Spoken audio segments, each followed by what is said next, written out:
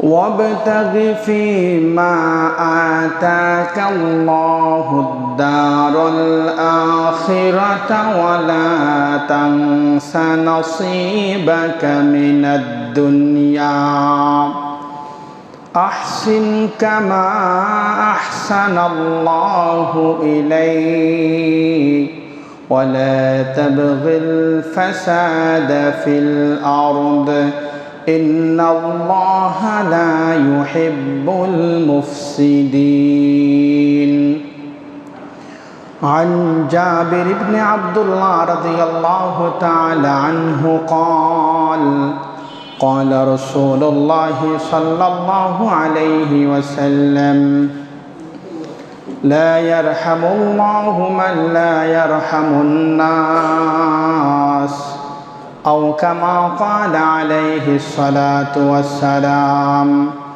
بارك الله لنا ولكم في القرآن العظيم ونفعنا وإياكم بالآيات والذكر الحكيم ونحن على ذلك من الشاهدين والشاكرين والحمد لله رب العالمين إن الله وملائكته يصلون على النبي يا أيها الذين آمنوا صلوا عليه وسلموا تسليما شكل درود إبراهيم পড়েন اللهم صل على محمد وعلى آل محمد كما صليت على إبراهيم وعلى آل إبراهيم إنك حميد مجيد اللهم بارك على محمد وعلى آل محمد كما باركت على إبراهيم وعلى آل إبراهيم إنك حميد مجيد الحمد لله আল্লাহ পাকের দরবারে লক্ষ কোটি শুকরিয়া জ্ঞাপন করছি যে মহান আল্লাহ তাআলা আপনাকে আমাকে প্রতি জুমার নে আজকে মসজিদে আসার বসার তৌফিক দান করেছেন এজন্য কালিমাতুশ শুকর আদায় করি আলহামদুলিল্লাহ।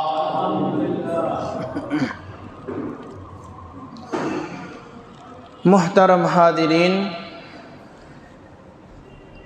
আপনাদের খেদমতে কোরআনুল কারীমের সূরা কসস এর ৭৭ নম্বর আয়াতে কারিমা তেলাওয়াত করেছি। রাসূল আরবি সাল্লাল্লাহু আলাইহি ওয়াসাল্লামের অগণিত অসংখ্য হাদিস সমূহ থেকে একটি হাদিস আপনাদের খেদমতে পেশ করেছি। কোরআন হাদিসকে সামনে রেখে সহিহ কথাগুলো বলার তৌফিক আল্লাহ দান করুন। আর এই কথাগুলো সর্বপ্রথম আমার মতো অধমকে, এরপরে আপনাদের মতো উত্তমদেরকে আমল করার তৌফিক আল্লাহ দান করুন। সকলে বলুন আমিন।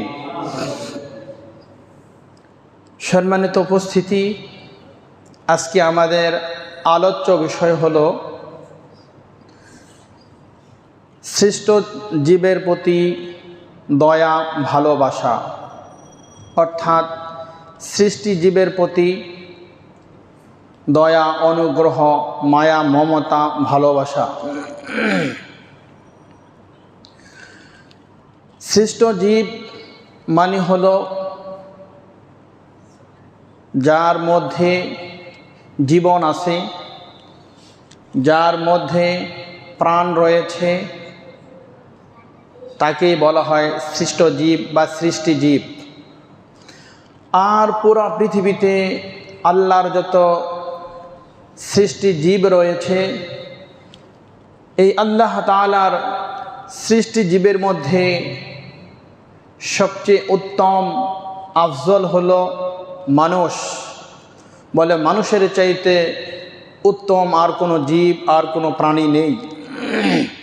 তাই মানুষ একজন আরেকজনের বিপদ আপদ বালা মুসিবত সুখে দুঃখে অভাব অনটন বলে সব সময় তার পাশে দাঁড়াবে, এটাই হলো মানুষের মানবতা। আল্লাহ রব্বুল আলামিন নিজেই ঘোষণা করেন, তিনি তার নাম দিয়েছেন রহমান রহিম। আর রহমান আর রহিম, পরম করুণাময় অসীম দয়ালু। আল্লাহ নিজেই নিজের নাম আমাদের কাছে ব্যক্ত করেছেন, বলেছেন যে আমার যেই গুণবাচক নামগুলো রয়েছে তোর মধ্যে এমন কিছু নাম যেগুলোর মধ্যে অনেক মায়া, মমতা, অনেক ভালোবাসা, দয়া, অনুগ্রহ তোমাদের প্রতি রয়েছে। আর রহমান, রহমান দুনিয়া ওয়াল আখিরা, বলে রহমান তিনি দুনিয়া আখিরাত উভয় জাহানই তিনি আমাদের জন্য রহমত। সুবহানাল্লাহ। বলে আমার যেমন, আমার সৃষ্টির প্রতি যেমন দয়া ভালোবাসা, ঠিক তেমনিভাবে আমার হাবিব জনাবে মুহাম্মদ সাল্লাল্লাহু আলাইহি ওয়াসাল্লাম বলে তিনিও সৃষ্টি জীবের প্রতি দয়াবান, রহমত। কোরআনে কারিমে আল্লাহ তাআলা কথা ঘোষণা করেছেন, ওমা আরসালনাকা ইল্লা রাহমাতাল লিল আলামিন। ওগো নবীজি, আমি আপনাকে পুরা বিশ্বের জন্য, পুরা কুল কায়নাতের জন্য আমি আপনাকে রহমত হিসাবে আমি আল্লাহ আপনাকে প্রেরণ করেছি। সুবহানাল্লাহ। রাসূল করিম সাল্লাল্লাহু আলাইহি ওয়াসাল্লাম তিনি সমাজের অসহায় মানুষদের জীবিকা উপার্জন করতেন। যারা অসুস্থ হতো অসুস্থদের খোঁজ খবর নিতেন। যারা এতিম, অসহায়, বিধবা, বলে এ সকল মানুষদের লালন পালনের দায়িত্ব এই পিয়ারা নবী জনাবি মুহাম্মদুর রাসূলুল্লাহ সাল্লাল্লাহু আলাইহি ওয়াসাল্লাম নিজে গ্রহণ করেছেন। হাদিসের বর্ণনা হলো এমন, যদি কোনো ব্যক্তি মারা যেত আর তার কাঁধে যদি ঋণের বোঝা থাকতো, নবীজি বলতেন তার ঋণের বোঝা আমার দায়িত্ব, আমি তার ঋণ পরিশোধ করব। সুবহানাল্লাহ। আর কোনো ব্যক্তি যদি তার ওয়ারিশ রেখে যেতেন ধন সম্পদ, তখন বলতো যে এই ব্যক্তির উত্তরসূরি অর্থাৎ তার ওয়ারিশ যারা আছে এই ওয়ারিশদের বলে দায় দায়িত্ব হলো এই ধন সম্পদের, এই ওয়ারিশের মালিক তারা হবে। তো আল্লাহ যেমন পুরা সৃষ্টি জীবের প্রতি, স্রষ্টা যেমন সৃষ্টির প্রতি দয়াবান, মেহেরবান, দয়ালু, বলে তার হাবিবকেও ওই দয়া রহমত দিয়ে, উম্মতের ফিকির দিয়ে রব তার হাবিবকে দুনিয়াতে প্রেরণ করেছেন এবং বলেছেন এ কথা রহমাতাল লিল আলামিন, বলে গোটা জগতের, বিশ্ব জগতের রহমত হিসেবে, করুণা আর দয়া হিসাবে আমি আপনাকে প্রেরণ করেছি। ঠিক তেমনিভাবে জনাবে মুহাম্মদ রাসূলুল্লাহ সাল্লাল্লাহু আলাইহি ওয়াসাল্লাম তিনি ওই কথা বলতেছেন, আমি যেমন মানুষের প্রতি দয়া ভালোবাসা দেখিয়েছি, ঠিক তেমনিভাবে আমার সাহাবাই কেরামকেও এই দয়া, এই ভালোবাসার প্রতি তাদেরকেও উৎসাহিত করেছি, তাদেরকেও আমি উদ্বুদ্ধ করেছি। সুবহানাল্লাহ। তাই তো যখন মক্কা থেকে হিজরত করে সাহাবাই কেরাম মদিনায় গিয়েছিলেন, আনসারি সাহাবিরা, বলে মক্কার থেকে যারা সাহাবিরা, মুহাজির সাহাবিরা হিজরত করে গিয়েছেন, তাদের ধন সম্পদ, বাড়ি গাড়ি, বলে ভিটা বাড়ি সব কিছু বিসর্জন দিয়ে তারা মক্কার মধ্যে হিজরত করেছেন। আর আনসারি সাহাবিরাও তারা তাদের জায়গা জমিন, বাড়ি গাড়ি, বলে সব কিছু তাদের জন্য দিয়েছেন। বলে এটাই হলো দয়া, এটাই হলো অনুগ্রহ, এটাই হলো সৃষ্টির প্রতি ভালোবাসা। কোরআনে কারিমে আল্লাহ রাব্বুল আলামিন এ কথাই ঘোষণা করতেছেন, ওয়াবতাগি ফীমা আতাকাল্লাহুদ দারুল আখিরাহ। আল্লাহ তাআলা তোমাকে যা দিয়েছেন, রব্বে কারিম তোমাকে যা কিছু তোমাকে দান করেছেন, বলে ওইগুলো থেকে তোমরা জান্নাতের মধ্যে তোমাদের জন্য বাসস্থান, তোমাদের ঘর, তোমাদের গৃহ তোমরা তালাশ করো, তোমরা অনুসন্ধান করো। রব্বে কারিম তোমাদেরকে যা দান করেছেন, বলে ওই জিনিসগুলোর মাধ্যমে সৃষ্টির প্রতি দয়া করে তোমরা আখিরাতকে সুন্দর করো, তোমার আখিরাতকে তালাশ করো। ওয়ালা তানসা নাসিবাকা মিনাদ দুনিয়া, আর তোমরা দুনিয়ার অংশকে ভুলে যেও না। দুনিয়াতে যেতে তোমাদের একটি অংশ রয়েছে, দুনিয়ার অংশ থেকে তোমরা ভুলে যেও না। আহসিন কামা আহসানাল্লাহু ইলাইক, আহসিন তুমি দয়া করো, অনুগ্রহ করো, কামা আহসানাল্লাহু ইলাইক, বলে আরশের মালিক আল্লাহ যেভাবে তোমাকে অনুগ্রহ করেছেন, দয়া করেছেন, বলে রব তোমাকে যেভাবে দয়া অনুগ্রহ করেছেন, ঠিক তুমিও ওইভাবে আমার সৃষ্টিকুলের প্রতি দয়া, ভালোবাসা, দয়ার হাত তাদের প্রতি সম্প্রসারিত করে দাও। সুবহানাল্লাহ। কারণ ধন সম্পদের মালিক তুমি ছিলে না, বাড়ি গাড়ি অট্টালিকার মালিক তুমি ছিলে না। আহসিন, আমি আল্লাহ দয়া করে, অনুগ্রহ করে, আমি আল্লাহ ভালোবেসে এগুলো তোমাকে দান করেছি। কামা আহসানাল্লাহু ইলাইক, আর তেমনিভাবে তুমিও মানুষের প্রতি, সৃষ্টি জীবের প্রতি, বলে সৃষ্ট জীবের প্রতি তুমিও অনুগ্রহ করো, ভালোবাসা দেখাও। ওয়ালা তাবগিল ফাসাদা ফিল আরদ, আর সাবধান সাবধান, জমিনের মধ্যে ফিতনা ফাসাদ অরাজকতার সৃষ্টি করবে না, সৃষ্টিকুলের প্রতি কোনো জুলুম অত্যাচার তোমরা করবে না। ওয়ালা তাবগিল ফাসাদা ফিল আরদ ইন্নাল্লাহা লা ইউহিব্বুল মুফসিদিন, নিশ্চয়ই আল্লাহ তাআলা ফাসাদকারীকে, ফাসাদ সৃষ্টিকারীদেরকে আল্লাহ পছন্দ করেন না, তাদেরকে আল্লাহ ভালোবাসেন না। এই হলো সূরা কসসের ৭৭ নম্বর আয়াতের তরজমা। তাহলে এই আয়াতে কারিমার দ্বারা বোঝা গেল একথা যে রব আমাদেরকে দিয়েছেন, যেই নিয়ামত দিয়েছেন, বলে ওই নিয়ামতের শুকর গুজার করা, আর ওই নিয়ামতের মাধ্যমে আল্লাহর যত সৃষ্ট জীব রয়েছে, বলে সকল সৃষ্টি জীবের প্রতি আমার অনুগ্রহ, ভালোবাসা, এটা দেখানো, এটা আমার দায়িত্ব এবং কর্তব্য। মানুষ শুধু একথা মনে করে যে নামাজ, রোজা, হজ, যাকাত এগুলোর মাধ্যমেই মনে হয় আমি জান্নাতে চলে যাব। মানুষ একথা মনে করে যে আমি হজ করেছি, যাকাত দিয়েছি, রোজা রাখি, নামাজ পড়ি, এগুলোর মাধ্যমেই মনে হয় আমি, এগুলোর হিসাব দিয়ে মনে হয় আমি জান্নাতে চলে যাব। কখনোই শুধু এগুলোর হিসাব দিয়ে মানুষ জান্নাতে প্রবেশ করতে পারবে না, মানুষ জান্নাতে যেতে পারবে না। আম্মা জান আয়েশা রাদিয়াল্লাহু তাআলা আনহা নবী পাক সাল্লাল্লাহু আলাইহি ওয়াসাল্লামকে কথা তিনি জিজ্ঞাসা করলেন, ইয়া রাসূলুল্লাহ, পৃথিবীর মানুষগুলো নামাজ, রোজা, হজ, যাকাতের মাধ্যমে, তাদের আমলের মাধ্যমে এগুলোর হিসাব দিয়ে তারা জান্নাতে যেতে পারবে না, একথা তো বুঝলাম। ইয়া রাসূলুল্লাহ, আনতা লা ওয়ালা আনতা ইয়া রাসূলুল্লাহ, বলে ইয়া রাসূলুল্লাহ, আপনিও কি এই আমলের বিনিময়ে আপনিও জান্নাতে যেতে পারবেন না? নবী পাক সাল্লাল্লাহু আলাইহি সাল্লাম বললেন, আয়েশা, নবী উত্তর দিলেন, ক্বালা লা আইয়াতাগাম্মাদানিয়াল্লাহু বিরহমাতি, বলে আয়েশা, আমিও এগুলোর বিনিময়, এই আমলের বিনিময় আমিও জান্নাতে যেতে পারবো না। হ্যাঁ, ফাবি রহমাতিহি, বলে আমার রব যদি তার রহমত দ্বারা আমাকে পরিবেষ্টন করে নেয়, রহমতের চাদর দ্বারা যদি তার কাছে আবৃত করে নেয়, ঢেকে দেয়, বলে তবেই একমাত্র আমি মুহাম্মদ আল্লাহর রহমত আর দয়া ছাড়া আমিও জান্নাতে যেতে পারবো না। সুবহানাল্লাহ। ওয়ালা আনতা ইয়া রাসূলুল্লাহ, ইয়া রাসূলুল্লাহ, আপনিও কি জান্নাতে যেতে পারবেন না আমলের মাধ্যমে? আপনার এত এত আমল।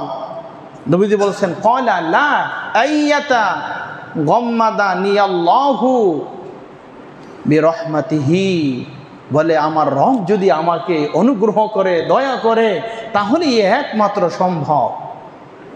তাহলে এই হাদিসের মাধ্যমে, এই কথার মাধ্যমে এই কথা প্রতীয়মান হলো যে মানুষ শুধু খালি নামাজ পড়বে, রোজা রাখবে, হজ করবে, যাকাত দিবে, বলে শুধু এই আমলের মাধ্যমে এর বিনিময়ে সে জান্নাতে চলে যাবে, বিষয়টা এমন নয়।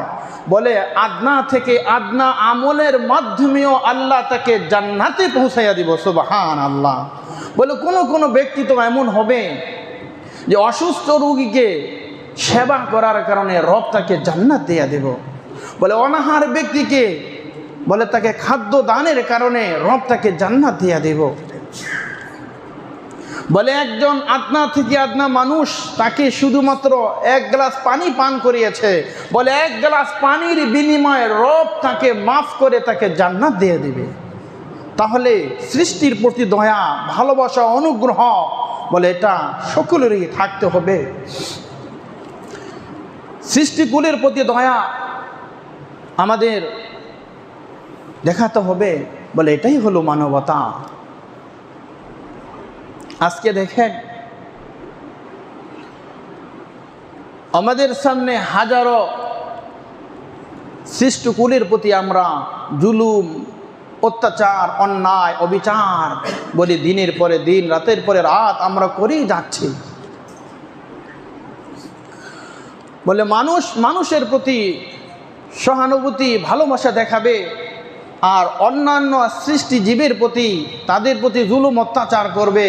বলে তাদের প্রতি জুলুম অত্যাচার করার কারণে রব তোমাদেরকে জাহান্নামে নিক্ষেপ করবেন। কোরআনে কারিমে আল্লাহ রাব্বুল আলামিন এই কথা বলতেছেন সূরা ইয়াসিনের মধ্যে, যে চতুষ্পদ যে জন্তু রয়েছে, বলে এই জন্তুগুলোকে আমি তোমাদের অধীনে করে দিয়েছি, তোমাদের তত্ত্বাবধানে করে দিয়েছি। বলে এগুলো থেকে কত কিছু তোমরা উপভোগ করো। কোরআনে কারিমের অন্য আয়াতে আল্লাহ বলতেছেন যে গাভী তার পেটের ভিতরে, বলে তার খাদ্য এবং গোবর এই দুইটার মধ্যখান থেকে আমি আল্লাহ তোমাদের জন্য, বলতেছে কত সুন্দর সুস্বাদু খাবার, বলে পিওর দুধ আমি আল্লাহ তাদের থেকে তোমাদেরকে বের করে দিচ্ছি। সুবহানাল্লাহ। বলে রাতের আধারে এই গাভীগুলোকে আলাদা রাখা হয় তার বাচ্চা থেকে। সারাটি রাত এই গাভী তার সন্তানের জন্য বলে হাহাজারি করে, হাম্বা হাম্বা বলে ডাকে। আর গাভীর বাচ্চা তার গলা শুকিয়ে যায়, কিন্তু সারাটা রাত্রে মালিক এক ফোঁটাও তাকে দুধ পান করতে দেয় না, ছেড়ে দেয় না। যদি ছেড়ে দেই তাহলে তো বাছুর সব দুধ খেয়ে ফেলবে, বাচ্চা দুধ খেয়ে ফেলবে। সকালবেলা আমি এই গাভী থেকে কি উপকার নিব? সকালবেলা যখন হয় অল্প কিছু দুধ বাচ্চার মাধ্যমে গাভী থেকে পান করায়, এরপরে বাচ্চাকে দূরে সরিয়ে দেওয়া হয়। মালিক এরপরে সেই গাভী থেকে দুধ দহন করে উপকৃত হয়। বলতেছে প্রত্যেকটা প্রাণীর মাধ্যমে, যেমন ঘোড়া, গরু, মহিষ, এগুলোর মাধ্যমে আমরা অনেক উপকৃত হচ্ছি, কিন্তু এগুলোর প্রতি আমাদের তেমন দয়া ভালোবাসা নেই। রাসূল করিম সাল্লাল্লাহু আলাইহি ওয়াসাল্লাম কোন এক বাগান দিয়ে যাচ্ছিলেন, হঠাৎ করে দেখে এক উটের আওয়াজ আসতেছে। কোন বর্ণনায় ঘোড়ার গড়গড় করে আওয়াজ আসতেছে। নবীজি তার কাছে গেলেন, যাওয়ার পরে সে তার ভাষায় নবীজির কাছে ব্যক্ত করলেন একথা। নবীজিকে দেখে তার চোখের পানি ছেড়ে দিলেন। নবীজি তার ভাষা, তার ভাষ্য, তার বক্তব্য, তার কথা বুঝতে পারলেন। তখন উটের মালিককে ডাকলেন, বলে তুমি তার দ্বারা অনেক কাজ নিতেছ, কিন্তু তাকে তার যেই পরিমাণ তার প্রতি দয়া দরকার ছিল, তার খাবার দরকার ছিল, ওই পরিমাণ তুমি তার প্রতি অনুগ্রহ করতেছ না। তুমি তার উপর একটু খেয়াল রাখো। বলতেছে যে অবলা প্রাণী যেগুলো রয়েছে এগুলো সহানুভূতিহীন নয়, এগুলো সহানুভূতিশীল। এরাও আমাদের মতো, তাদেরও ক্ষুধা লাগে, আমাদেরও ক্ষুধা লাগে। বলে তারা শীত গরম তাদের রয়েছে, আমাদেরও রয়েছে। বলে শুধু একটাই পার্থক্য, আল্লাহ আমাদেরকে বাকশক্তি দিয়েছেন, কথা বলার ওই যোগ্যতা, ওই প্রতিভা আমাদেরকে দিয়েছেন। তাই আমরা বলতে পারি ফ্যান বন্ধ করো, ফ্যান ছাড়ো, এসি ছাড়ো, হ্যাঁ ক্ষুধা লেগেছে। কিন্তু ওই প্রাণীগুলো বলতে পারে না, শুধু এতটুকুই পার্থক্য। কোনো বর্ণনায় পাওয়া যায় জনৈক ব্যক্তি এক গাভী নিয়ে যাচ্ছিল, বলে তার পিঠের মধ্যে এই পরিমাণ বোঝা দেওয়া হয়েছে, সে পারতেছে না। সে তার মালিকের দিকে বারবার ঘাড় ফিরিয়ে তাকাচ্ছে আর দেখতেছে। বলে কয়েকবার তাকানোর পরেও তার মালিক তার প্রতি দয়া, অনুগ্রহ, ভালোবাসা দেখাচ্ছে না। তখন আল্লাহ ওই গাভীকে বাক শক্তি দিয়েছেন। গাভীর মুখ দিয়ে কথা বের হয়ে গেল যে আমাকে কি এজন্যই সৃষ্টি করা হয়েছে? আমাকে কি বোঝা বহন করার জন্য আল্লাহ সৃষ্টি করেছেন? বোঝা বহন করা তো আমার কাজ নয়, কেন আপনি আমার দ্বারা বোঝা বহন করাচ্ছেন? কিতাবে লেখছে এ কথা শোনার পরে গাভীর মালিক আশ্চর্য হয়ে গেল যে গাভীও কথা বলে। এজন্য আমাদের উচিত যে প্রত্যেকটা প্রাণীর প্রতি, প্রত্যেকটা সৃষ্টিজীবীর প্রতি দয়া, অনুগ্রহ, ভালোবাসা দেখানো। রাসূল করিম সাল্লাল্লাহু